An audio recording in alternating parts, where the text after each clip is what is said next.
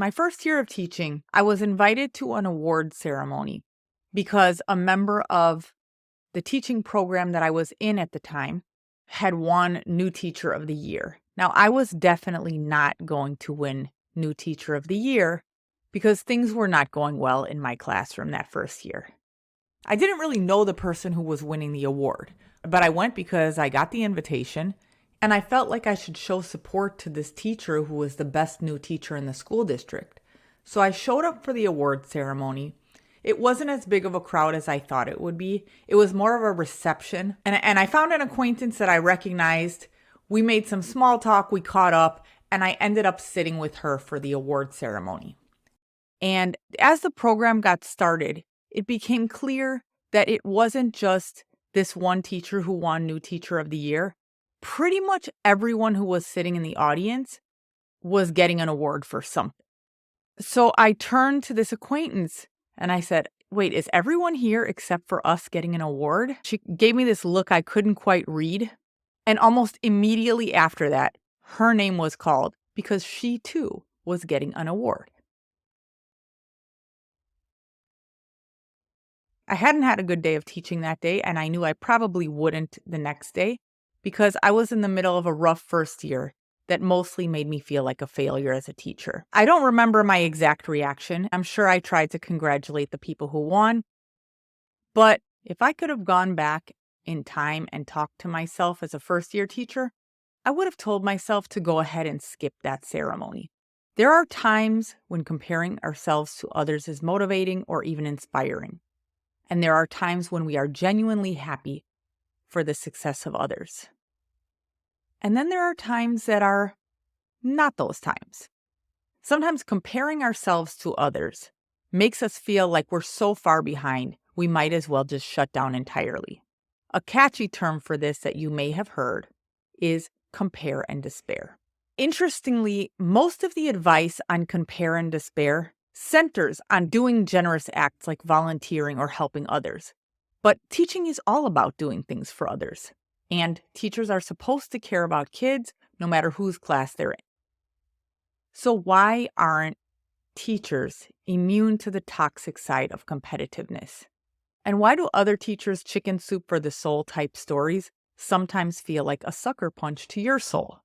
Here are a few thoughts about why compare and despair can hit teachers especially hard. The first reason is that teachers are human. We hear so often that teaching is a calling or a mission or a work of heart. But on some level, teachers are just people doing a job. Humans evolved to constantly scan for our status within a group. Are we up or are we down? Are we in or are we out? Comparing ourselves to others has kept us alive for millennia, and it still serves a purpose today. So even though most people who enter the teaching profession do so out of a genuine desire to help others, they're still human, which means you're still going to find the same character flaws you find in a typical workplace. And sometimes a tossed off comment will send you into an emotional tailspin. And that's because you're human too.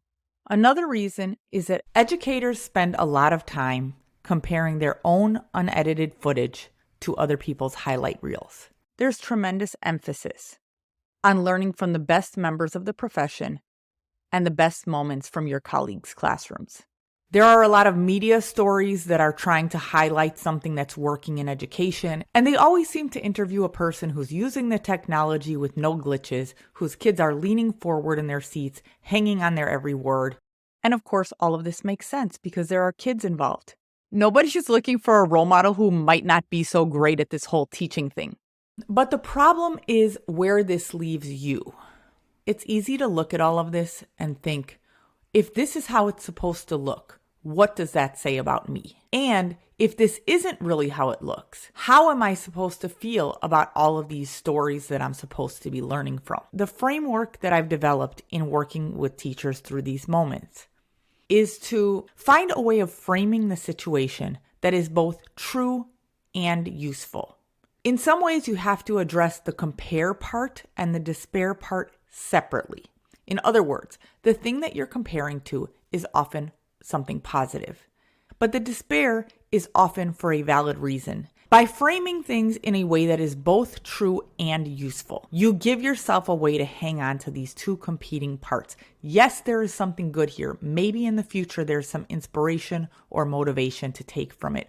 Or maybe something good happened to someone who deserved it. On the flip side, you are not ready to be a good audience for this right now. Both of those things can be true at the same time without anything being wrong with either of you. There are so many variables in how a year of teaching may be going for you. And the earlier you are in your career, the less you know what some of those variables are, and the more likely you are to blame yourself for everything. And it's hard to talk about these things when you don't know what the future holds for your own teaching career. I would never have shared this story my first year. If I were recording a video about teaching my first year, which I would not be voluntarily, but if I were to be forced to make a YouTube video during my first year of teaching, I'd probably focus on whatever resume-worthy accomplishments I could come up with. But what I needed most for someone else to do was just the opposite of that. I needed to hear from someone who had wondered, as I so often did, if their students would have been better with an entirely different adult in front of the classroom. I needed to hear from someone who kept teaching in spite of all this and eventually became a successful teacher.